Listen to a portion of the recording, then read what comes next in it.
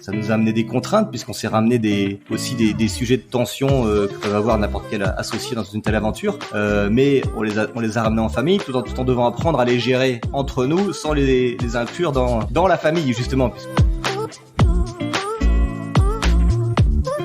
70% de ce qu'on recherche dans une candidature, c'est est-ce que cette personne va s'intégrer à la Boon Family? Est-ce qu'elle pourra faire partie de cet écosystème qu'on a créé qui va en faire un vrai Boonder à part entière?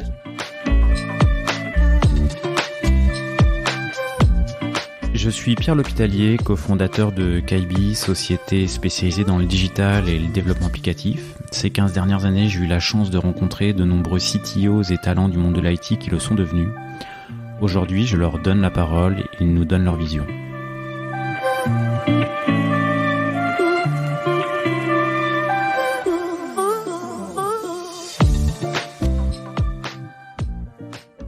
Bon, eh bien aujourd'hui, je suis en compagnie de Tanguy Lambert, qui est CTO et cofondateur de Bond Manager, qui est une société, un ERP à destination des sociétés de services, qui connaît un succès grandissant depuis quelques années. Et sa vie professionnelle n'a pas démarré avant Bond Manager, mais il y a eu une vie d'avant. Et Tanguy, ce que je te propose, déjà merci d'avoir accepté l'invitation. Et ce que je te propose, c'est peut-être de commencer par te présenter rapidement. Tout à fait, merci Pierre. Et donc moi je m'appelle Tanguy, donc je suis donc effectivement un des 3 cofondateurs de Boon Manager.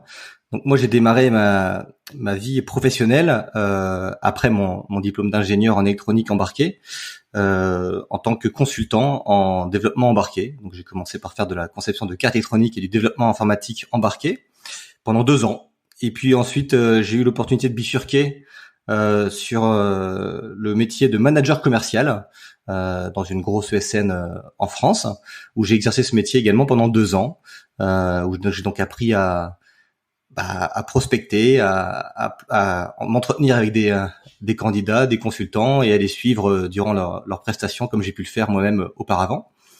Et puis ensuite, j'ai choisi de quitter ce métier pour suivre ma femme en Bretagne, où j'ai déménagé de Lille à Brest. Et c'est à ce moment-là que j'ai décidé avec mon frère Anthony de me lancer dans l'aventure de l'entrepreneuriat et de créer Boon Manager. C'était il y a une petite dizaine d'années, c'est ça? Exactement. Du coup, peut-être avant qu'on revienne sur l'expérience, la dernière décennie Bond Manager, pour le coup, t'as un parcours un peu atypique, métier technique, puis une vie commerciale. Voilà, c'est pas un chemin hyper fréquent, c'est plutôt atypique. Comment ça s'est passé en fait cette transition? C'est un hasard, c'était une envie, voilà. Alors c'était pas une envie, c'était effectivement le fruit du hasard. J'étais bien à l'époque dans ma première expérience en tant que développeur et en électronique embarquée. Et puis j'ai été contacté en fait par le service de recrutement de cette grosse ESN, pour pas la citer, c'était le groupe Alten, qui m'a proposé cette opportunité. Et je me suis dit pourquoi pas. C'était un petit peu une corde qui manquait à mon arc de par mon parcours technique. Et donc je me suis lancé dans l'aventure et ça a été un parcours intéressant où j'ai appris pas mal de choses. Mais j'avoue que j'étais quand même ravi de retourner dans la technique fort de cette expérience. Et c'est ce qu'on a fait, puisque quand Tony et moi on a créé la structure, on s'est tout de suite séparé les rôles. Il a repris les rênes du commerce et je me suis remis dans mes premiers amours, à savoir le développement informatique. D'accord, ok. Et dans cette vie de commercial, ça a été... il y a eu des difficultés que tu as rencontrées? Alors, j'ai pas forcément eu de principales difficultés. J'ai plutôt eu une découverte d'un métier que je connaissais pas, avec le fait de passer mes journées à chasser, comme on dit dans ce métier-là. C'est on prend son téléphone, on passe des dizaines d'appels pour décrocher un rendez-vous. On fait passer beaucoup d'entretiens à des candidats pour trouver la perle rare et lui proposer la bonne mission parmi celles qu'on a nous-mêmes trouvées ou celles que nos confrères ont pu dénicher, et puis la découverte du métier également de suivre le consultant que j'étais moi-même auparavant, donc avec peut-être une vision un peu différente des purs commerciaux, mais non, pas vraiment en difficulté. Une découverte intéressante qui m'a aussi aidé à pouvoir démarrer cette aventure et puis à comprendre le métier des ESN. D'où après le produit qu'on a pu proposer et améliorer avec l'expérience passée qui nous a aidé à faire certains choix. Et alors du coup ça fait le pont avec justement le début de l'aventure band manager. Tu disais voilà une aventure qui a démarré il y a une petite dizaine d'années avec ton frangin du coup et oui. Du coup, voilà, vous avez parlé de répartition de rôle très très vite, étant donné que tu avais eu une expérience commerciale juste avant, la répartition des rôles et toi revenir sur les aspects, sur les responsabilités techniques du produit, c'est quelque chose qui s'est fait naturellement? Oui, ça s'est fait très naturellement. Moi, j'avais les compétences techniques pour commencer à construire le produit. Anthony, lui, sortait d'une école de commerce et aspirait à mettre en pratique tout ce qu'il avait appris et à montrer ce qu'il avait dans le ventre. Et donc non, ça s'est fait très naturellement et c'est vrai que c'est quelque chose qu'on a un petit peu gardé, cette séparation des rôles et qu'on essaie de descendre également à tous nos collaborateurs aujourd'hui où notre façon de travailler fait qu'on essaie de pas marcher sur les plates-bandes les uns des autres. Chacun a ses parties, chacun a ses responsabilités. On les laisse un petit peu également essuyer leurs écueils pour eux-mêmes apprendre de leurs erreurs et grandir comme nous-mêmes nous l'avons fait tous les deux en fait tout au long du début de l'aventure. Ok. Moi, je te pose la question sur la partie répartition des rôles parce que c'est des questions que je me suis posées moi-même il y a 5 ans et pour le coup, c'est pas quelque chose qui avait été naturel parce que au départ, on les avait pas séparés. Au tout début, c'est venu quelques mois après le début de l'aventure, donc vous, c'est quelque chose que vous avez mûri dès le départ et qui s'est fait naturellement. Et du coup, cette aventure, elle est née comment? Vous l'avez mûrie alors que vous étiez en poste? C'est justement parce que t'étais en phase de déménagement et qu'il y avait un petit creux dans l'activité professionnelle. Voilà, c'est quoi la genèse de l'idée, le lancement, les coulisses, les coulisses de l'aventure? Les coulisses de l'aventure, la version non officielle, tu veux dire? Alors en fait, exactement. Il y a la version officielle et il y a la version non officielle. Il se trouve que nous, depuis qu'on est jeune, on va dire, mon père nous a quand même donné la culture de l'entrepreneuriat et de réussir par ses propres moyens, si je peux le tourner de cette manière-là. Et donc ça faisait depuis longtemps qu'on parlait d'avoir envie de créer une boîte ensemble. Et en fait, quand j'ai déménagé à Brest, l'occasion s'est présentée et j'ai dit à Anthony, c'est peut-être le moment. Et puis on ne savait pas ce qu'on voulait faire. On a cherché des pistes. On n'est pas parti d'une idée toute faite avec un business plan parfait sur lequel on a commencé à construire. On s'est cherché. On a exploré des thématiques qui nous parlaient. On a essuyé les premiers écueils. On s'est raté une première fois et puis on a bifurqué de chemin pour tout doucement déformer le produit et l'amener vers un ERP pour les premiers clients qui nous l'ont demandé et c'est un petit peu comme ça qu'on a commencé. En fait, au tout départ, on avait créé Bundeo, qui était une bourse aux compétences, une sorte de plateforme pour favoriser la recherche de profils en intercontrat ou de profils en recherche de mission pour les donneurs d'ordre. Et voilà. Et au fil du temps, au bout de quelques mois, comme il fallait qu'on monétise un petit peu cette plateforme et qu'on avait du mal, on a choisi de bifurquer vers la partie ERP, qui était une demande des premiers clients qui étaient chez nous. Et donc on leur a développé ces briques-là qu'on a réussi ensuite à leur vendre et puis à vendre à d'autres. Et puis on a commencé un petit peu à grossir comme ça, jusqu'au jour où on a décidé de faire disparaître Bundeo de l'écosystème des sites web français pour le transformer en Boon Manager, pour dissocier la plateforme de recherche de compétences de l'outil, l'ERP que nous vendons actuellement à tous nos clients. Pourquoi ça a foiré? Pourquoi ça n'a pas pris? Vous l'avez analysé le gadin Bundeo du coup? C'est une très bonne question.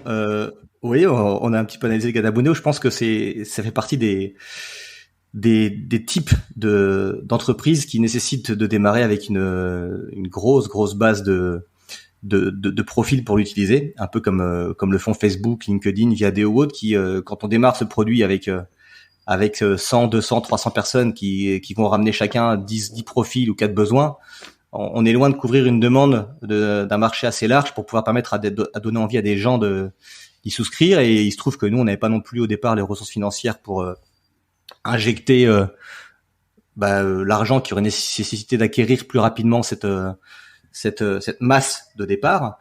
Et puis le temps nous a manqué, puisque nous on a démarré, moi étant au chômage, profitant des aides de l'État pour ça, Anthony sortant d'école, il fallait qu'on trouve rapidement une idée qui permettrait de tenir. Et donc à un moment donné, on s'est dit, il y a un mur devant nous, qu'est-ce qu'on fait?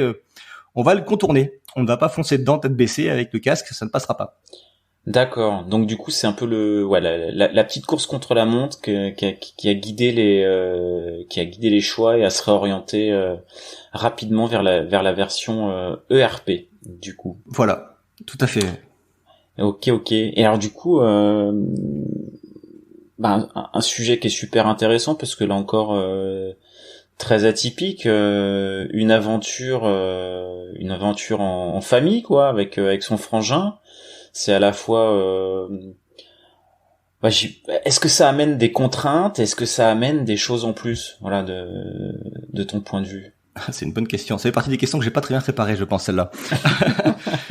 Je pense que déjà ça amène les deux, en fait. Ça amène plein de choses positives, comme le fait que ça nous rapproche, ou ça recrée des liens qu'on avait pu perdre lors des études, lorsqu'on commence à quitter un petit peu le nid familial et que chacun vogue un peu de son côté. Ça nous a permis de nous rapprocher.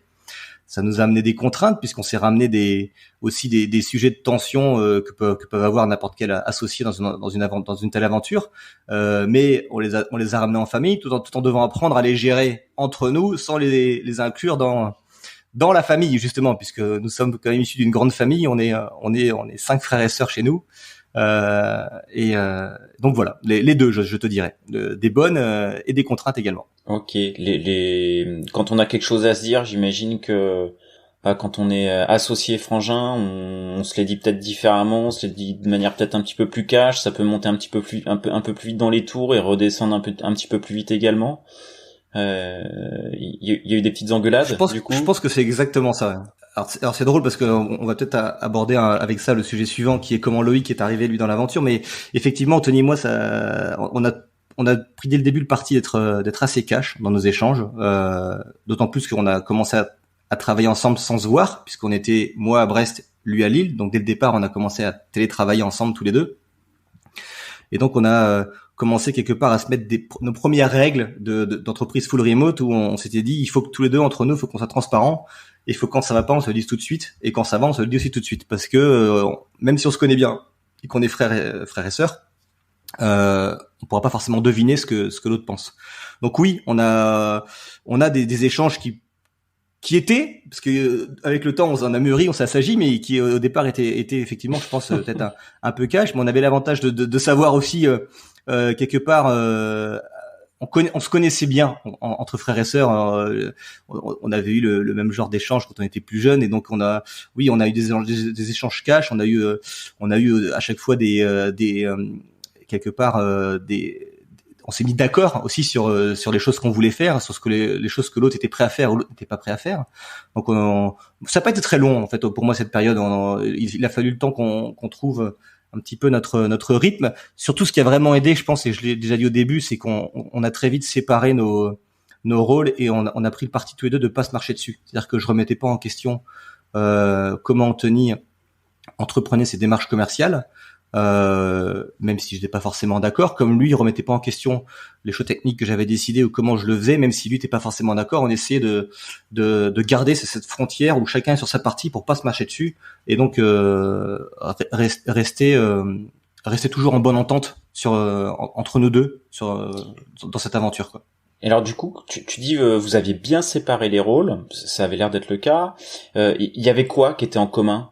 La vision produit, sur quels aspects vous bossiez ensemble? Alors c'est vraiment une bonne question, parce que la partie en commun, c'est la partie qui a permis de faire arriver Loïc par la suite. On avait en commun la partie support et la partie formation des clients. C'est-à-dire qu'on était sur sur une thématique où Anthony prospectait des clients, les ramener, les intégrer souvent en faisant les premières demandes de formation. Et moi, je prenais relais sur la partie gestion de toutes les questions techniques, du support, du développement du produit. Et cette partie support et formation, plus on a commencé à grossir, plus elle a commencé à nous consommer beaucoup de temps. Et donc, on a commencé à se dire qu'il fallait qu'on se fabrique un pied à notre tabouret, un troisième pied. On avait un tabouret avec 2 pieds et on s'est dit, il nous faut un troisième pied pour qu'il soit bien stable. Et c'est comme ça que Loïc est arrivé dans l'aventure au bout de 4-5 ans. Donc Loïc, c'est notre troisième associé et il se trouve aussi que c'est notre frère aussi. Elle est folle l'histoire. mais le pire c'est que ça ne s'est pas fait comme ça à l'origine. Loïc, on avait commencé à travailler avec lui pour qu'il travaille avec moi dans la partie développement informatique. Et puis quand ce constat de ce besoin de ce pôle support information est arrivé, en fait, c'est vrai que Loïc s'est dit qu'il avait bien envie de relever le défi. Et c'était pas parce que c'est notre frère, c'est parce qu'il était là quelque part au bon moment et au bon endroit. Il se trouve que comme c'était notre frère, ça a aidé effectivement à faire ce choix. Et donc il a relevé ce défi. Et en fait, il l'a très très bien relevé puisqu'en fait il s'est imposé tout seul sur ce rôle. Avec son expérience et son caractère pour pouvoir gérer parfaitement cette activité-là de Boon Manager. Et c'est comme ça qu'en fait tout doucement on a séparé nos rôles une deuxième fois avec ce pôle support. Et puis au bout d'un moment on s'est dit que on serait content de l'intégrer avec nous dans l'aventure en tant que co-gérant, tout simplement. Et du coup, ça, bon, vous l'avez pas fait, enfin, vous l'avez mûri, mais j'imagine sur les, il arrive 5 ans plus tard, donc j'imagine quand il arrive, il y a des salariés, il y a d'autres, enfin voilà, l'intégration est pas forcément simple non plus. Et puis j'imagine que sur la partie, il est associé, j'imagine que sur la répartition de parts, il y a eu des discussions, ça s'est fait naturellement là encore, ou il y a eu Alors non, il y a pas eu de pour le coup d'échange cash comme tu disais au tout début. Non, ça s'est fait vraiment naturellement. On était à une époque de Boon, en fait, je crois qu'on était 6 ou 7 dans la structure à l'époque, donc 5 fois moins qu'aujourd'hui. On commençait à connaître une bonne croissance, donc Loïc voyait bien que le produit commençait à avoir un bel avenir devant lui. Et donc non, ça s'est fait naturellement. On a évalué la structure, on a monétisé ça et on lui a vendu une partie des parts pour qu'il soit au même titre que nous associé gérant de la structure. Voilà, il y a pas eu de privilège parce que c'était notre frère. Il y a eu simplement le fait qu'il était là au bon moment, au bon endroit, qu'il a su nous démontrer et lui-même prouver que on allait bien travailler ensemble. C'est important pour nous qu'on arrive à garder cette entente et cette ambiance qu'on avait créée avec Anthony, et Loïc a parfaitement su prendre ça en main, et donc ça nous a plus que conforté dans le plaisir qu'on aurait de poursuivre avec lui à nos côtés. Ok, alors bon, 3 frangins, là tu viens de me dire que vous étiez 5. Que vont faire les 2 autres? Est-ce qu'il y a des plans?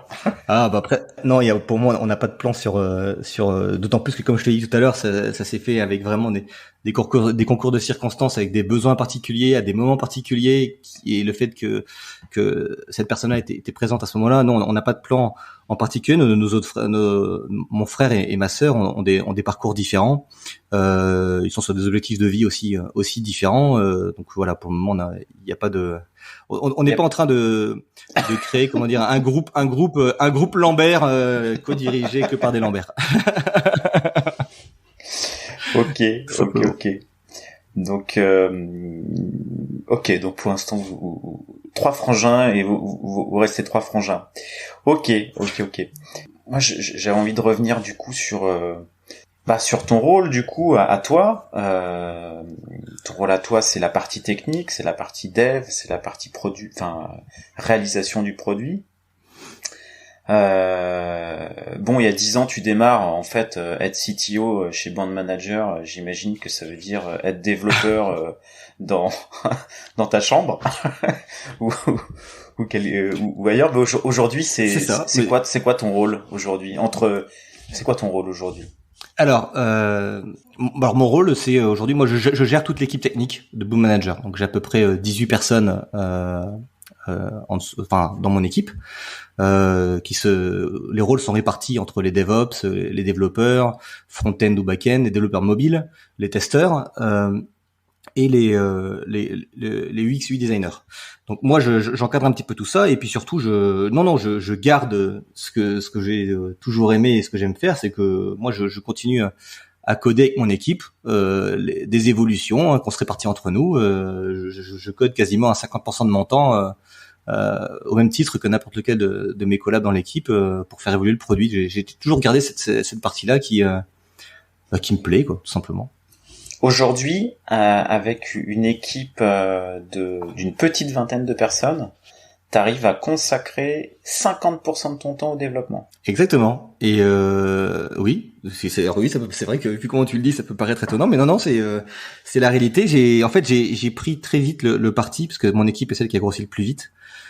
J'ai pris très vite le parti de responsabiliser toutes les personnes qui étaient chez nous. C'est vrai qu'on a vraiment une politique où on essaye de rendre les personnes autonomes dans leur travail. Je me suis entouré de personnes sur qui je pouvais aussi me reposer sereinement, aussi bien pour gérer la partie support, c'est-à-dire toute la partie problématique qu'on peut rencontrer sur le produit en production, que ceux qui pilotent la relecture et la gestion de toutes les nouvelles features, que de mon équipe qui s'occupe de gérer l'infrastructure, puisqu'on a aussi bien grossi de ce côté-là depuis 10 ans, tout comme une personne pour gérer l'équipe test. Oui, mais oui, je garde toujours pour moi la moitié de mon temps pour coder et coder aux côtés de mon équipe sur les nouvelles évolutions ou les aider à appréhender certaines parties qui seraient plus ou moins obscures selon leur âge chez Boom Manager. Voilà, il faut toujours un peu de temps pour appréhender un nouveau produit, donc j'ai aussi à cœur de les aider à répondre à leurs questions. Et du coup, les rôles sont bien scindés dans ton équipe. Tu parlais il y a des personnes qui gèrent l'infra, des développeurs, des QA, des testeurs. Donc, toi, ton objectif, c'est donner beaucoup d'autonomie à chacun, beaucoup de le sens des responsabilités. Mais par contre, t'as pas des personnes multicasquettes, dev, DevOps, test. Enfin voilà, ça aurait pu être un choix dans une orga. Si, on en a aussi. Ce sont souvent les personnes qui étaient là, on va dire les plus anciennes, qui ont donc aussi connu la croissance de l'équipe et qui avaient des rôles un peu plus transverses. Donc on en a, mais je dis pas qu'on tend à pas les avoir. On essaye aussi de permettre à chacun de s'épanouir là où il aime bien travailler. De toute façon, on a des besoins pour tout le monde, mais c'est vrai que avec le temps, on commence davantage à se spécialiser. La preuve, ne serait-ce que par moi, je t'ai dit que je passais 50% de mon temps aujourd'hui encore à coder. Il y a quelques années, je passais beaucoup de temps aussi à gérer l'infra, parce que j'avais pas encore de service infra. Aujourd'hui, je le fais plus du tout, par exemple. C'est une partie que j'ai complètement délaissée, ou déléguée, plutôt, le terme exact, et que j'ai bien délégué à une équipe de 3 personnes aujourd'hui pour gérer ça. Donc non, on essaye tout doucement, c'est vrai. Mais je pense que n'importe quelle structure, on finit par se spécialiser tout doucement et à avoir des personnes qui sont expertes plus que d'autres sur une thématique. Ça n'empêche pas d'en avoir qui ont des rôles transverses, mais aujourd'hui c'est plus sur des aides ponctuelles ou des besoins ponctuels. Tout à fait. Et alors, du coup, toi, ton objectif, c'est que les gens soient le plus autonomes et le plus responsables possible. Apparemment, ça marche. C'est quoi tes tips? Enfin voilà, comment t'as fait? Ça passe par quoi? Ça passe par quoi? C'est une question vague que tu me poses là, Pierre. Alors, en fait, je pense, je vais plutôt parler de comment nous on est arrivé là, à cette manière de manager la structure, parce qu'on l'a fait quelque part un petit peu en se cherchant. Anthony et moi, comme je te l'ai dit au départ, on a démarré tous les deux en étant à distance, loin l'un de l'autre. On a commencé à recruter nos premiers collabs de la même manière. Et donc, en fait, très vite, on a voulu, et on l'a fait parce que quelque part notre esprit de famille était ancré en nous. On a voulu créer cette sorte de Boon Family aujourd'hui qu'on défend et sur laquelle on communique beaucoup. Cet esprit de famille qu'on a voulu créer avec tout le monde, c'est quelque part, je pense que c'est ça qu'on essaye de maintenir dans la structure, et c'est ça qu'on met en avant pour essayer de fédérer nos équipes. C'est-à-dire que Boon, pour nous, c'est pas juste une boîte où les gens viennent, travaillent et le soir coupent et font autre chose. Avec le temps, et vraiment, j'insiste là-dessus, c'est quelque part c'est avec le temps, parce que c'est beaucoup plus facile une fois qu'on a passé le cap des 10, 12 collaborateurs qu'au départ quand on était 3, 4, où c'était plus compliqué. Mais aujourd'hui, on a réussi, je pense, j'espère, à créer cet esprit de famille que chacun de nos boonders en fait véhicule entre eux et qui les motive, et ça va au-delà de juste travailler ensemble, puisque pour te donner un exemple, aujourd'hui on a des gens qui le soir, le week-end, communiquent entre eux sur Slack, sur Discord, jouent à des jeux de réseau ensemble, échangent leurs photos de famille du week-end de Pâques ou d'autres entre eux, partagent des recettes du midi avec leur conjoint ou enfin voilà, on a tous nos collaborateurs aujourd'hui, je pense, ont créé un lien qui va juste au-delà de juste se retrouver de 9h à 18h pour travailler ensemble, quoi. Et je pense que ça c'est ce qui aide aussi les gens à avoir envie d'être bien et de se donner à fond chez nous, quoi. Et justement, comment vous avez fait pour créer cet esprit-là, cette culture-là, on est passé par beaucoup de choses, hein. Si je me rappelle des débuts de nos premiers essais de fédération, on était passé par on est passé au début par des intranets comme Second Life, je sais pas si ça te parle, un outil un peu comme une réalité virtuelle. C'est vieux ça. Ah, c'est très très vieux, mais on avait créé une île avec les locaux virtuels de Boon Manager. On demandait aux gens de venir se connecter dessus. Enfin, on a essayé plein de choses pour réussir à créer des choses. En fait, vraiment, ce qui a, je pense, commencé à lancer le mouvement, c'est que comme Anthony et moi, on avait besoin au début de se rencontrer. En fait, très vite, on s'est dit, il faut qu'on se voit au moins 2 fois par an. Parce que le travail à distance, on sait faire. On arrive à bosser à distance, on arrive à échanger et communiquer à distance. Mais ce qu'on sait pas faire à distance, c'est le plaisir de se voir pour renouer des liens et se rebooster pour les quelques mois à venir. Et donc, en fait, c'est vrai que ça a été très vite, parce que je crois que dès la 2e année, on a commencé à faire des séminaires avec nos stagiaires à l'époque, parce qu'on avait des stagiaires. Et donc, on s'était retrouvés sur Brest, on avait loué un voilier et on faisait 2 jours ensemble. Et donc, en fait, on a commencé très vite à faire ce genre de team building où on l'a gardé, on l'a maintenu et on l'a même augmenté, puisqu'on est passé à 3 séminaires par an. Et je pense que cet événement, quand on est en full remote, et en tout cas chez Boon, contribue à vraiment fédérer les équipes, parce que c'est le moment où les gens vont se voir, ils vont devenir copains, ils vont créer un lien qui va au-delà de simples liens de collègues de travail, et cet événement aujourd'hui est attendu, et on voit à chaque fois le regain d'énergie que ça donne à nos Boonders une fois qu'on retourne de séminaire, et que les mois d'après l'équipe est boostée en attendant le prochain, quoi. Parce que alors du coup ce que t'avais peut-être pas explicité au tout début, mais ce que les auditeurs ont compris, c'est que Band Manager, dès le départ, bon, ton frangin est à Lille, toi t'es à Brest, donc vous êtes à distance l'un de l'autre, mais l'ADN de Band Manager au niveau organisationnel, c'est une boîte full remote oriented, quoi. C'est exactement. Ouais. Et c'est vrai que c'est bien que tu le redis, parce que pour moi c'est extrêmement important, parce qu'en fait dès le début, je pense qu'on a construit les bases sur lesquelles aujourd'hui on se rend compte que c'est grâce à ça qu'on manage nos équipes à distance. Et les bases, tu vois, c'est pour nous c'est le fait de prendre du plaisir dans le métier qu'on fait. C'est le fait de pouvoir d'avoir confiance. Tout a commencé quand Anthony et moi on se faisait confiance sur nos parties, même si on savait pas forcément exactement comment l'autre faisait. On se faisait suffisamment confiance et pleinement confiance pour le laisser faire, parce que on croyait en fait que ce qu'il allait faire, ça allait réussir. Et la transparence aussi. C'est-à-dire que c'est quelque chose qu'aujourd'hui on met vraiment en avant. Mais on a eu une époque avec Anthony où même quand j'allais aux toilettes, je l'appelais pour lui dire je suis pas là pendant 5 secondes, 5 minutes sur Slack. Bon, à l'époque on n'avait pas Slack. On avait Google, on avait Hangout. Mais non, on avait Skype même à l'époque. Mais on en était là, c'est-à-dire qu'on était transparent sur toute la ligne, et aujourd'hui pour nous c'est des fondamentaux de ce qui permet à du full remote de marcher. C'est-à-dire que il faut pas, on n'est pas dans une logique de fliquer les gens ou de savoir ce qu'ils font. C'est juste une logique où, comme on se voit pas, la confiance et la transparence, c'est les fondamentaux pour avoir une relation saine à distance et travailler surtout à distance avec des gens. Et alors du coup, le Covid pour vous, c'est zéro impact, quoi. Alors c'est zéro impact côté, enfin non, c'est pas vrai. Enfin c'est zéro impact sur le fait que oui, on travaille toujours de chez nous. Donc je suis toujours dans mon bureau à l'étage de ma maison. Donc de ce côté-là, effectivement, il y a pas d'impact. Maintenant, je pense qu'on a les mêmes impacts que tout le monde. C'est que travailler avec des enfants à la maison quand ça a été le cas ou quand c'est le cas encore aujourd'hui pour ceux qui n'ont pas de solution de garde, bah c'est compliqué. Hein. Je veux dire, quand on a 2-3 enfants en bas âge, c'est même pas compliqué. Je pense que c'est carrément impossible. Donc ça, c'est une utopie de croire qu'on puisse télétravailler avec des enfants. Donc ce côté-là est assez impactant. Et l'autre côté impactant, c'est pour nos séminaires. On a ce besoin nous de se retrouver 3 fois par an, et le fait de devoir réduire cette fréquence, ça s'est ressenti, ça se ressent dans les équipes où le besoin de se retrouver est important, et cette période de la Covid nous empêche de le faire. Tout à fait.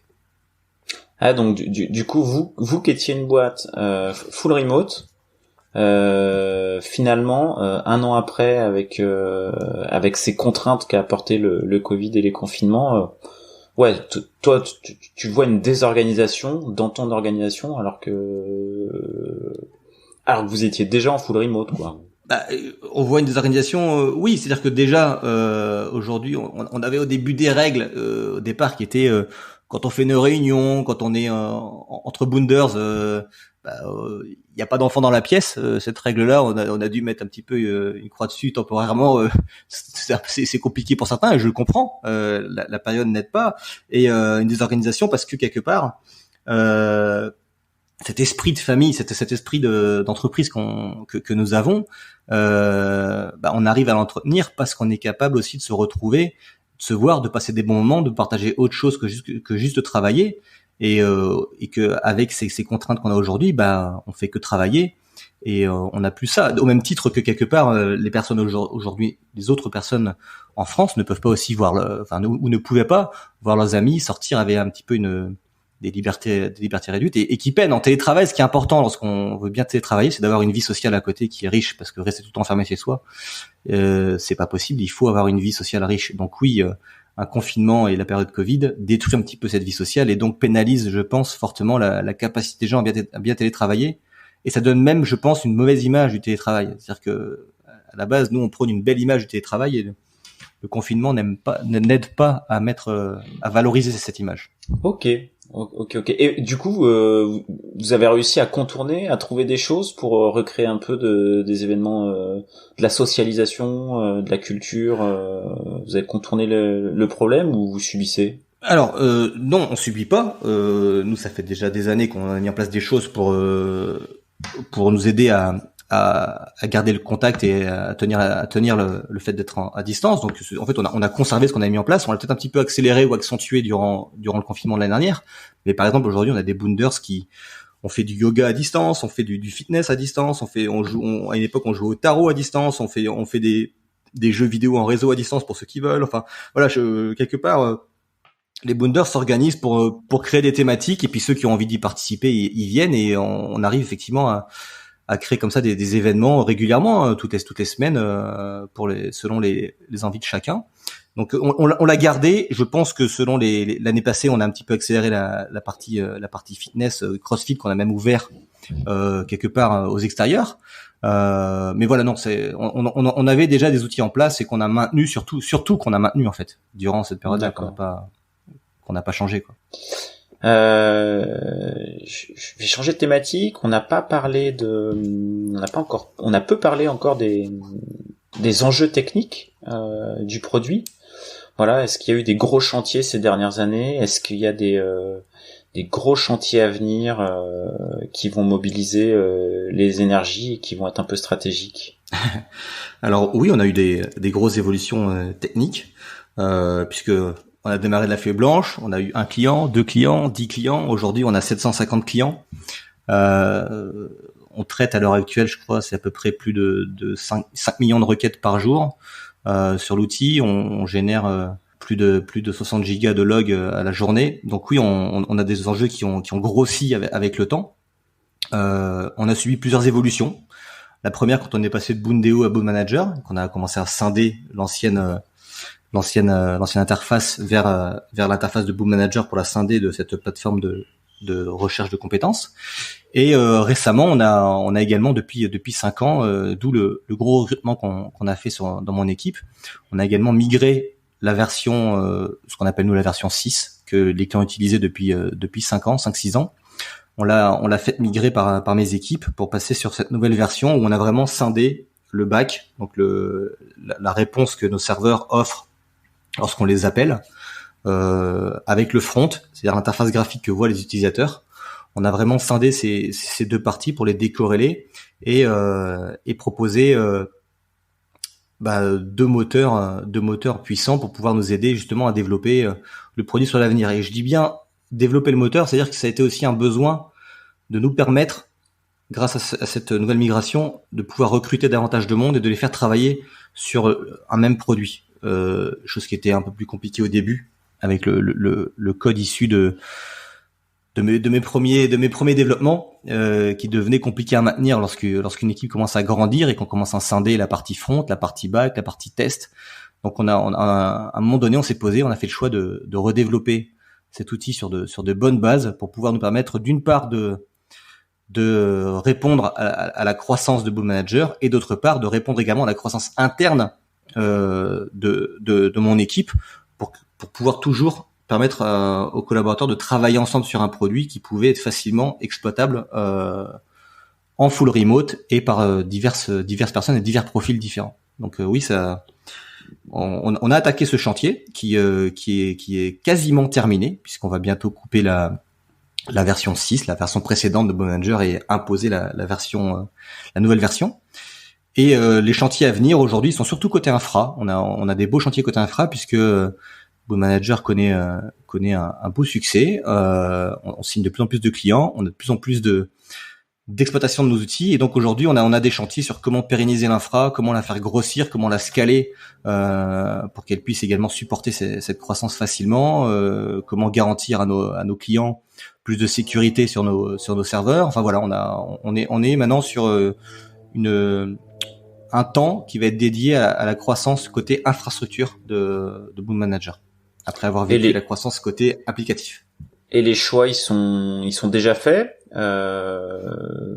ou t'es en phase d'étude? Alors les deux. Il y a des choix qui sont faits, il y a des choix qui sont en phase d'étude. Par exemple, aujourd'hui, ne serait-ce que pour parler des récents événements avec l'incendie d'OVH à Strasbourg, aujourd'hui on avait déjà depuis 6 ans des solutions de backup qui étaient mises en place et qui, dans le cadre de cet événement, nous auraient permis de pas perdre les données de nos clients, mais qui nous auraient demandé un temps de rétablissement qui aurait dépassé l'ordre de quelques jours. On aurait mis peut-être 7-8 jours à redémarrer correctement toute une infra et à restaurer les backups, puisque pour ceux qui ont suivi un peu le sujet, OVH a été confronté à des problèmes de tuyaux où quand tous les clients demandent à récupérer leur backup au même moment, le tuyau n'est pas capable de délivrer le débit pour tout le monde, et donc il y en a qui ont attendu plus ou moins que d'autres.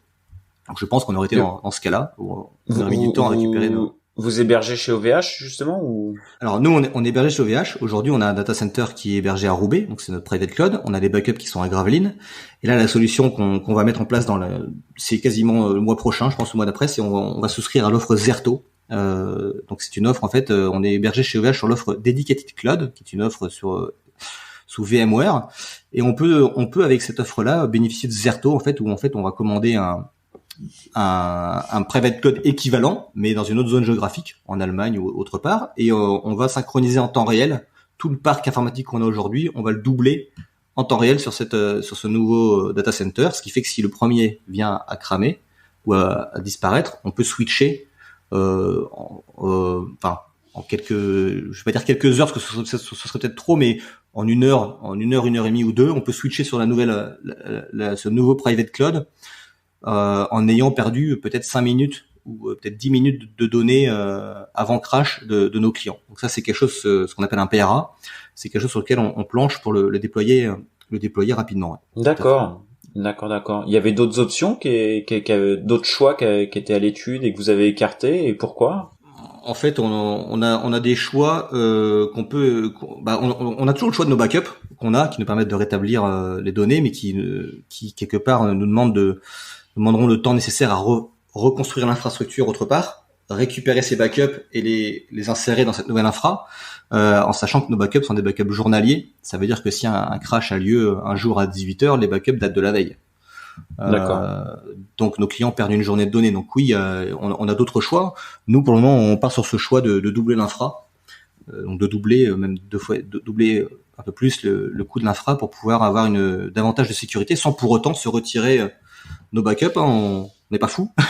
Plus de sécurité ne fera pas de mal, mais voilà, on est plus parti sur cette solution-là d'avoir un PRA en plus de nos backups journaliers actuels. Et ça vous est déjà arrivé d'avoir des indisponibilités de plusieurs heures ou plusieurs journées, en fait, dans la vie de bond manager? Alors, des indisponibilités de quelques minutes, ça nous arrive quelques fois par an. Soit c'est dû à un problème lors d'une migration qu'on a faite, ça peut nous arriver. Soit ça vient du fait que OVH rencontre aussi des problèmes sur son réseau. Voilà, ça c'est déjà aussi arrivé. Des indisponibilités de plusieurs heures, ça nous est arrivé aujourd'hui. Ça nous arrive uniquement quand c'est volontairement de notre part, notamment lorsqu'on fait des grosses migrations qui nécessitent qu'on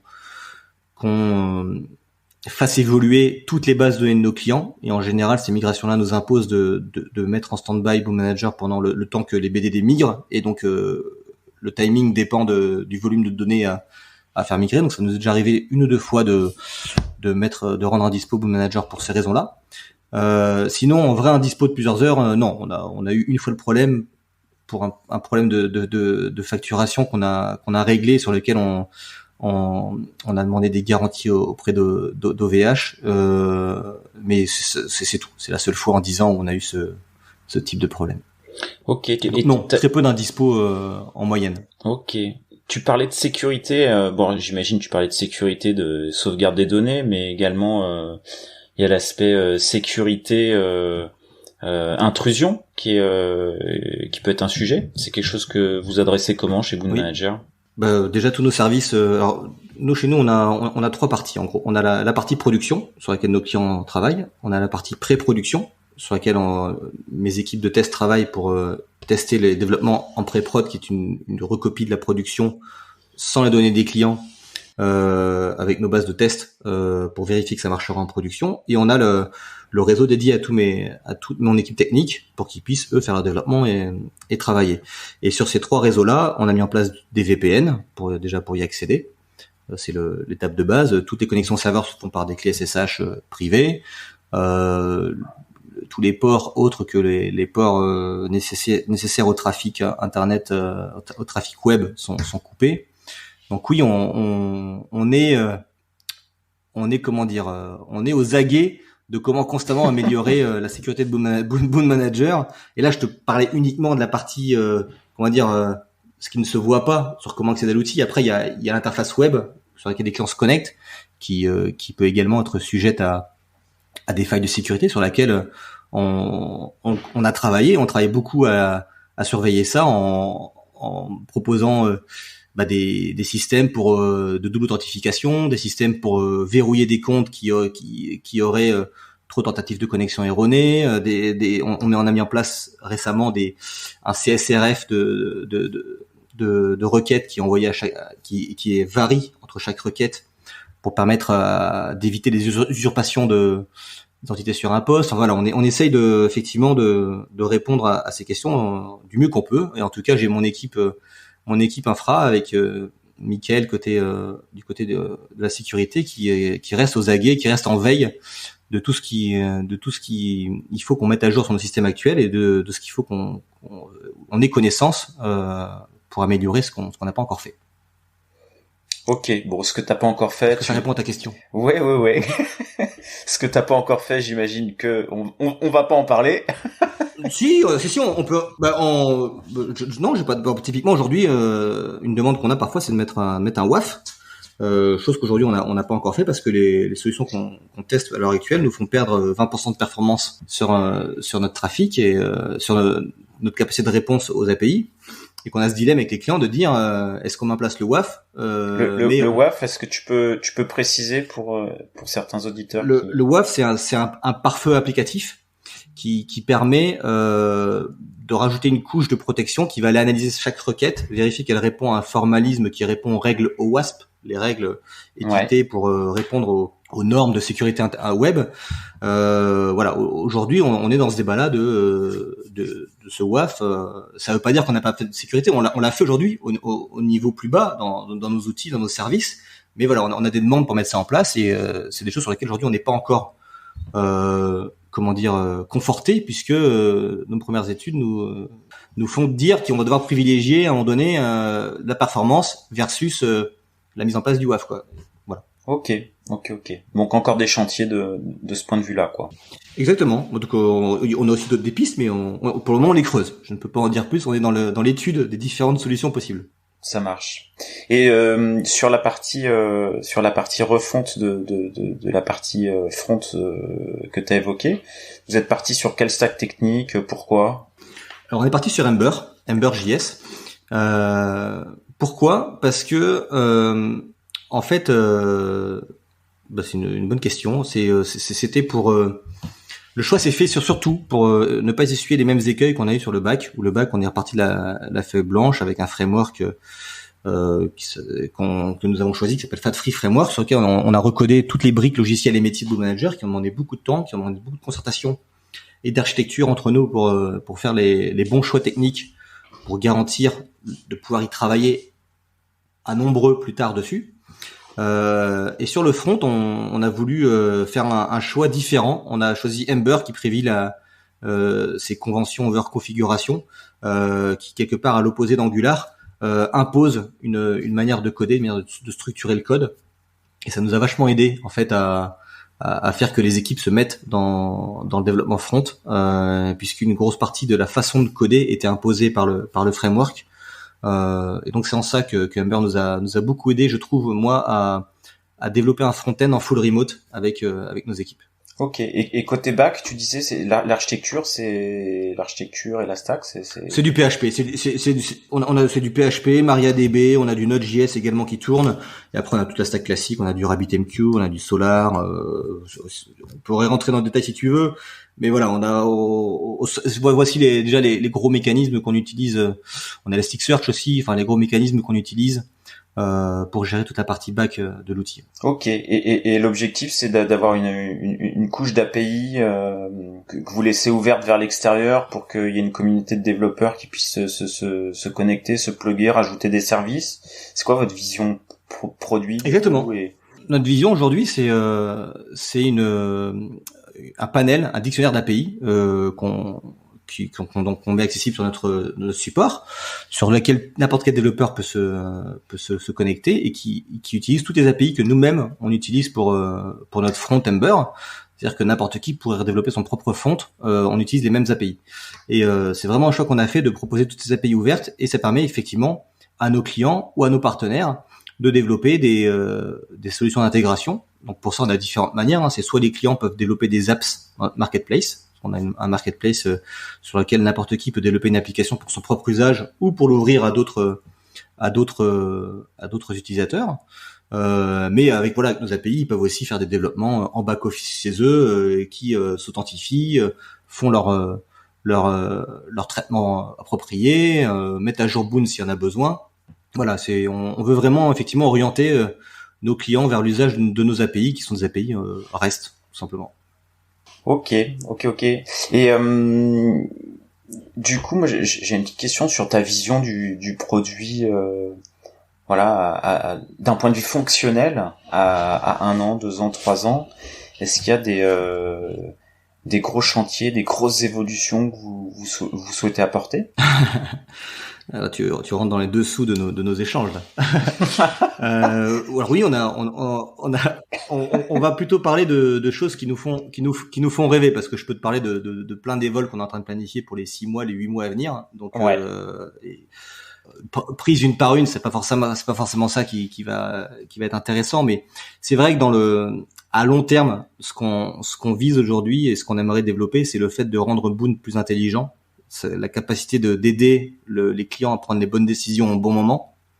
On a déjà des choses pour ça en place, mais on veut encore l'améliorer. On veut développer encore plus la BI au sein de Boon Manager pour permettre aux clients d'avoir des retours plus pertinents sur comment ils utilisent et comment mieux utiliser Boon Manager. On veut améliorer la gestion des workflows, sur comment faciliter le parcours user. On grossit, l'outil se dote de nouvelles fonctions. On a toujours cette volonté de rester simple d'usage. C'est ce qui quelque part a fait marque de fabrique, et on veut travailler pour le garder. Il faut pas qu'on devienne une usine à gaz où tout devient compliqué à utiliser. Donc c'est des choses sur lesquelles on travaille, mais vraiment, je pense, à long terme, le fil conducteur, c'est comment rendre Boon encore plus intelligent, c'est-à-dire être plus acteur de propositions pertinentes pour l'utilisateur lorsqu'il veut faire quelque chose, et aussi de collaboration, rendre le Boon encore plus collaboratif entre les managers, entre les collaborateurs de nos clients, plus d'échanges, plus d'interactions. Et est-ce que donc là tu veux que l'outil devienne force de proposition, par exemple au sales, mais est-ce qu'il y a une volonté d'orienter le produit vers bon, moi je suis utilisateur du produit, je l'aime bien comme tu le sais. Voilà, après le CRM, bon bah c'est du reporting, donc on va pas non plus bon, on se tape pas le cul par terre à chaque fois qu'on fait de la saisie de données, quoi. C'est pas voilà, c'est pas un passe-temps. Est-ce que c'est envisageable qu'il y ait un produit CRM qui finalement je sais pas, peut-être automatise l'analyse de mails, les mails entrants, sortants, rentre les bonnes données dans un CRM, et finalement le reporting, il y a plus besoin d'en faire, quoi, parce que il est automatisé, quoi. Tu peux me déposer ta liste de suggestions d'amélioration si tu souhaites, Pierre. Nous sommes preneurs, mais blague à part, ceci dit, je vais te répondre de la manière suivante, que quelque part c'est comme ça qu'on a conçu Boon, et c'est comme ça c'est sur ce pilier-là qu'on évolue.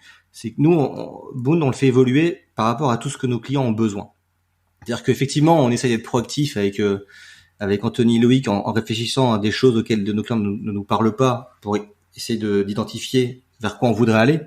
Mais ça retirera jamais le fait que nos premières demandes d'évolution, la première direction qu'on prend, elle vient surtout de ce que vous, les utilisateurs, vous nous remontez.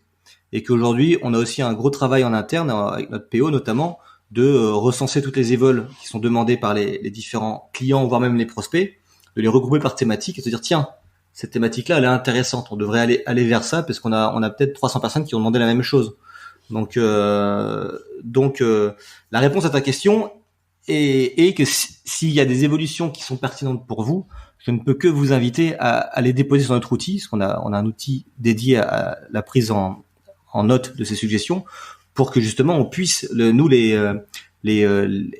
mettre dans notre outil de gestion des insights.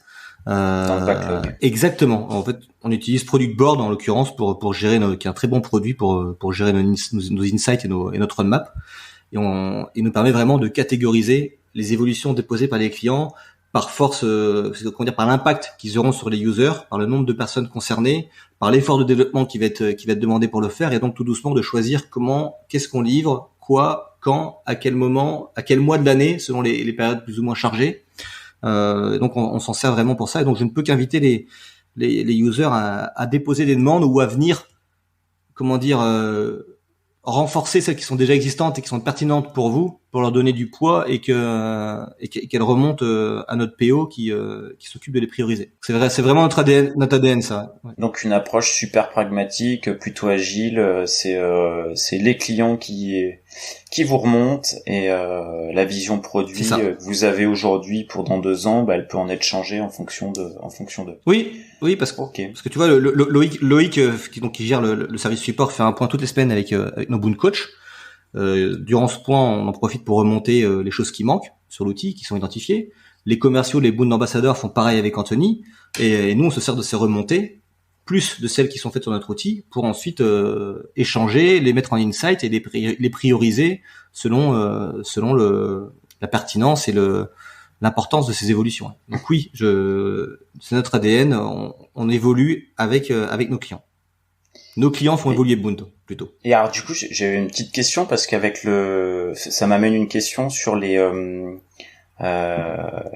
votre outil il est super intuitif, il est super fluide et du coup vous avez de plus en plus de clients et j'ai des gros clients également qui signent.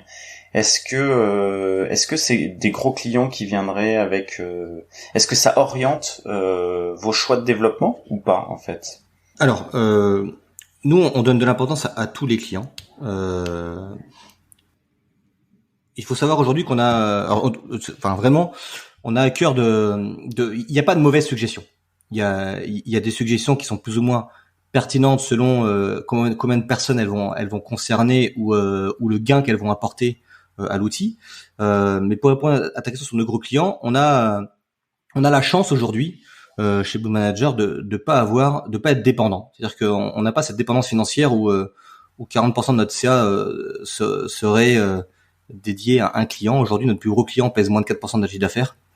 Donc on a cette chance de pas avoir cette dépendance. Ça veut pas dire qu'on les écoute pas. C'est au contraire. Et puis souvent, un gros client a des usages et des pratiques qui sont pertinents et qui peuvent même plaire et intéresser des plus petits qui n'y auraient peut-être pas pensé ou qui n'en ont pas encore l'usage. Donc voilà. Mais on donne pas la priorité absolue aux évolutions d'un gros client parce que c'est un gros client. D'accord. On essaie de faire plaisir à tout le monde. Une ventilation du chiffre d'affaires qui est très belle ventilation du chiffre d'affaires pour le coup. Si le plus gros client c'est moins de 4%, c'est vrai que c'est ce que tu disais, hein, 750 clients au total aujourd'hui, Bund Manager. Oui, merci à nos Bund ambassadeurs qui essayent de répartir comme ça les clients qui souscrivent chez nous. Il y a une petite thématique, là on va passer un petit peu du coq à l'âne. Il y a une petite thématique qu'on n'a pas abordée sur la partie recrutement. Voilà, je pensais que tu viendrais peut-être un petit peu au moment où tu disais non, je me disais quand tu disais moi ce que je cherche c'est des gens responsables, hyper autonomes, sens des responsabilités. Je me disais tiens, c'est une des clés, c'est l'étape 1, le recrutement. Et j'imagine que ça en fait partie. Alors, est-ce que vous avez des process particuliers, une manière de recruter particulière? Je pense pas qu'on ait une manière de recruter particulière. Ayant fait du recrutement dans une ancienne vie, j'ai peut-être même plutôt repris cette manière de faire dans ma propre entreprise. Non, je pense qu'aujourd'hui, on recherche des profils compétents. Ça, quelque part, c'est la base. Mais ça va au-delà de la compétence technique. Je pense qu'à 70% de ce qu'on recherche dans une candidature, c'est est-ce que cette personne va s'intégrer à la Bund Family? Est-ce qu'elle pourra faire partie de cet écosystème qu'on a créé, qui va en faire un vrai Bunders à part entière, qui va s'intégrer à tout l'écosystème existant?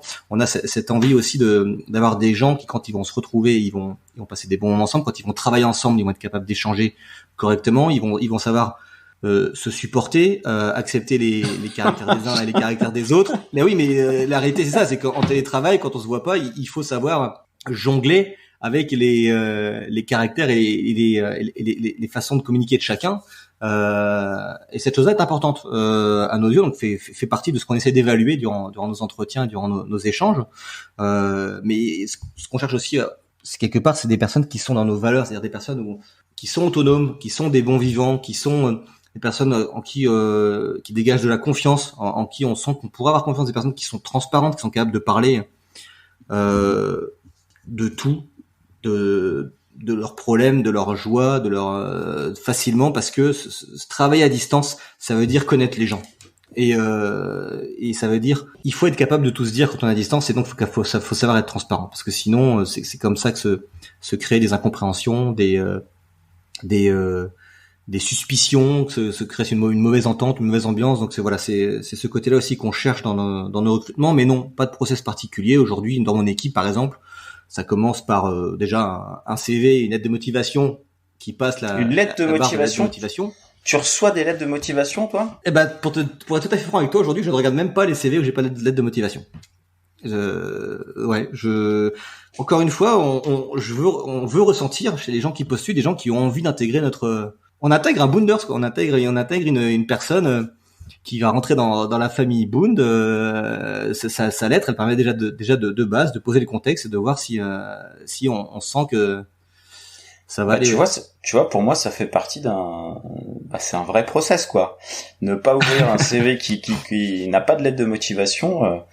Aujourd'hui, des lettres de motivation, je n'en vois plus, en fait. Moi, c'est très, très, très, très rare, quoi. Donc c'est vrai que du coup, de par ce process, tu te coupes de pas mal de candidats, mais c'est un parti pris, quoi. Bah, en fait, pour tout te dire, c'est vrai que depuis le confinement, pour le coup, on a cette chance, c'est que moi, aujourd'hui, je reçois à peu près une dizaine de candidatures par semaine. On reste une petite boîte, on n'a pas de service de recrutement encore, c'est en réflexion. Mais conclusion, ce temps passé à analyser les CV, il est pris sur mon temps libre, quoi.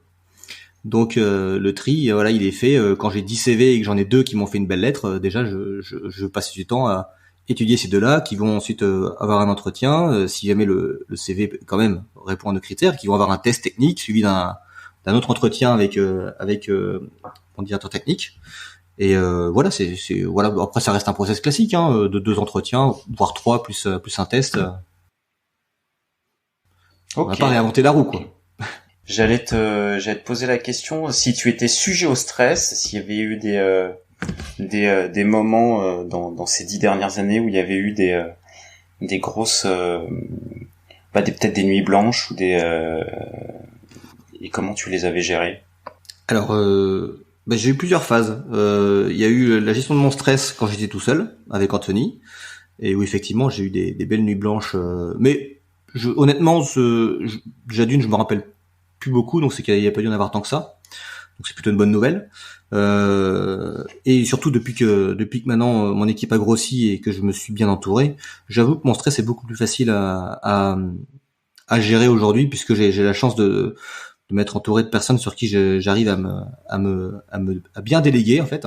Donc oui, il y a encore parfois des nuits blanches, notamment lors de grosses migrations ou de bugs non désirés, mais qui restent assez rares. Mais en général, maintenant, j'ai la chance de plus être tout seul à gérer ça.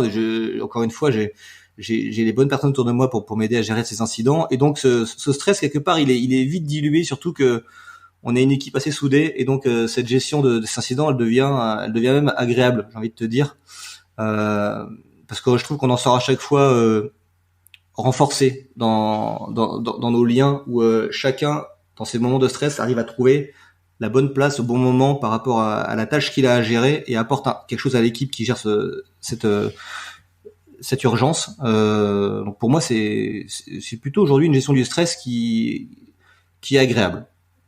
Tu as toujours un stress en tant que chef d'entreprise et responsable technique d'un produit, mais un stress que j'ai pu diluer et répartir, ce qui fait que chaque personne en porte une partie, donc ça devient agréable, plus agréable pour moi. Pour eux, je les laisserai s'exprimer un jour s'ils le souhaitent. Bon, en tous les cas, le stress, simplement, c'est géré en équipe et avec le sourire, quoi. Voilà, c'est de la pression positive, quoi. T'as jamais. On essaye le plus possible. Ok. J'allais juste rebondir sur le fait de façon positive, effectivement, ce que tu as dit, c'est important, c'est juste ça clôture quelque part l'aspect recrutement, c'est que on a besoin de s'entourer, nous chez Boon, de gens qui sont positifs. À distance, en réunion, quand on se voit pas beaucoup, qu'on se voit par micro interposé, l'énergie que les gens dégagent, elle est importante, et elle se transmet facilement. Et une énergie positive se transmet bien, une énergie négative se transmet aussi beaucoup. Et donc ce point-là est important. Et la positivité. Il y a avant que je te pose peut-être la dernière question, ça sera l'avant-dernière du coup. Quand on avait échangé, je m'aperçois que tu m'avais dit sur la progression, si je me rappelle bien, tu m'avais dit moi ça m'arrive de faire appel à des coachs pour moi mes équipes. Oui. Est-ce que c'est c'est fréquent, c'est une démarche organisée, Tu t'es fait coacher toi sur quel sujet? C'est comment que tu progresses de manière générale? Eh ben alors, c'est une démarche qu'on a initiée il y a un an. Anthony et moi, on a toujours été, on est inscrit à des clubs, chez l'entreprise, on a participé à des conférences, on essaie de se maintenir un petit peu, d'écouter, on reste à l'écoute de ce que les expériences des autres a à nous apporter. Et c'est vrai que moi, à un moment donné, dans mon service, je me suis dit, j'ai envie de faire progresser toute mon équipe. Je veux les amener à un niveau d'expertise qui en font des experts Bound, qui ont une bonne maîtrise du produit et qu'on peut toujours dans cette optique d'autonomie et de responsabilisation qu'on peut faire travailler sur n'importe quel sujet. Ils auront la compétence, la motivation et le plaisir à y travailler. Et donc il y a un an en fait, on a décidé effectivement, on a lancé un programme de coaching dans l'équipe. Aujourd'hui, je me fais coacher, je fais coacher une partie de mon équipe. Et donc je veux pas tout révéler parce on est en plein dans le processus, mais je peux déjà te dire qu'on en est plutôt satisfait et que je vais poursuivre l'expérience sur les mois à venir encore avec d'autres, puisque les retours que j'en ai actuellement m'ont plutôt bien motivé et bien fait prendre conscience que ça a intéressé mes collaborateurs. Et toi, à titre personnel, tu te fais coacher sur quels aspects? Moi, je me fais coacher sur mes défauts. Bizarrement, sur mes défauts qui sont comment bien manager des gens, comment bien communiquer, comment faire passer des messages. Voilà, je me fais coacher sur ces thématiques-là qui m'aident à encadrer une équipe de 20 personnes qui a changé ma vie de quand j'étais tout seul. Ok, en tous les cas, c'est pas une démarche facile à enclencher, donc félicitations pour l'enclenchement de cette démarche là, quoi. Merci. Et d'autres choses que tu mets en place pour progresser, ou des livres que tu pourrais conseiller, des gens qui t'ont inspiré, les clubs auxquels tu participes, que tu pourrais conseiller? Je vais me mettre des gens à dos si je cite tous les gens qui m'ont inspiré, mais on va dire que moi je suis très à dos. Je suis très regardant. Si je commence à parler de gens comme Steve Jobs ou Elon Musk, autres, on va me dire oui, mais il s'est passé ça. On va dire que je suis toujours. J'aime bien regarder comment les gens ont réussi, sans jalousie, sans regard de jugement juste voir le résultat de ce qu'ils ont fait, comment ils ont fait pour y arriver, quel choix ils ont fait. Que moi j'aimerais faire ou qui me parlent, parce que je pense qu'il y a plein de gens qui ont des expériences vachement riches et il y a des choses à apprendre chez tout le monde. Donc j'aime bien ce côté-là de regarder un petit peu les réussites des uns pour s'en inspirer. Moi j'aime bien m'inspirer du parcours des autres. Des conseils aujourd'hui, tu vois, en interne, ce qu'on essaye de faire, qu'on met en place doucement, ça commence à prendre. D'ailleurs, c'était une des idées qui est sorti de ce coaching, c'est qu'on essaie de mettre en place des ateliers internes entre mes Boon Builders, mes développeurs, pour que ceux qui ont une expertise sur une thématique donnée aient à cœur de la partager avec d'autres qui la maîtrisent moins. Et donc on essaye aujourd'hui de commencer à mettre ça en place. Donc ça commence tout doucement à se mettre en place. On en est aux prémices, mais l'objectif c'est d'entre nous déjà de partager ce qu'on sait bien faire. Parce que tout le monde est meilleur quelque part que d'autres et savoir le partager, c'est bénéfique à tout le monde. Ok. Dynamique du partage. Du coup. Et ça s'organise en mode brown bag lunch, en mode vous avez dédié un créneau sur ce type d'activité, sur ce type de moment de partage. C'est organisé. Non, pour le moment, l'idée c'est de faire un créneau une fois par mois d'1h30 ou 2 où une personne de l'équipe se motive sur un sujet qu'elle a envie de partager, elle prépare son sujet et elle fait son petit webinar au reste de l'équipe en interaction s'il y a besoin, quoi. Enfin, on reste pour le moment sur une thématique libre. Encore une fois, comme je te l'ai dit, on est on pourrait reparler une prochaine fois. On est dans l'initiation de ce processus. Donc on n'en a pas encore fait suffisamment pour que j'ai des retours très concrets à te dire sur qu'est-ce qui marche, qu'est-ce qui marche pas. On est en train d'essayer des choses, celles-ci en font partie. J'ai bon espoir que ce soit pertinent pour tout le monde, mais je pense qu'il est encore un peu tôt pour t'en donner les résultats. Ouais. Ok. Trop tôt. Est-ce qu'il y a une question que je t'ai pas posée que t'aimerais que je te pose? Une question que tu m'as pas posée. Oui. Est-ce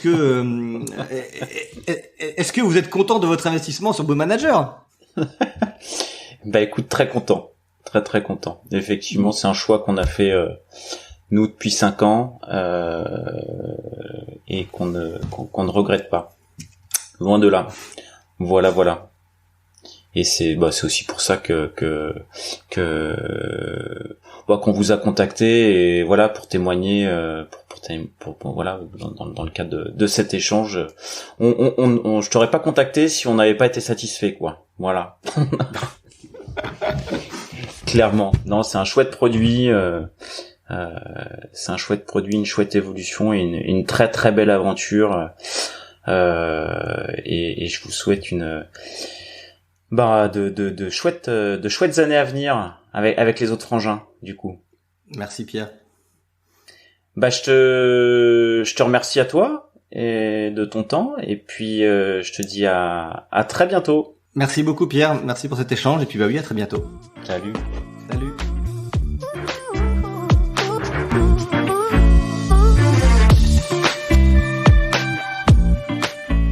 L'épisode est terminé, j'espère qu'il vous a plu, et si c'est le cas, c'est le moment de prendre 2 ou 3 secondes de plus pour 2 ou 3 clics. Un petit clic pour un pouce bleu, ou un petit clic pour un partage aux copains, ou un petit clic pour vous abonner et ne pas rater le prochain épisode. À très bientôt.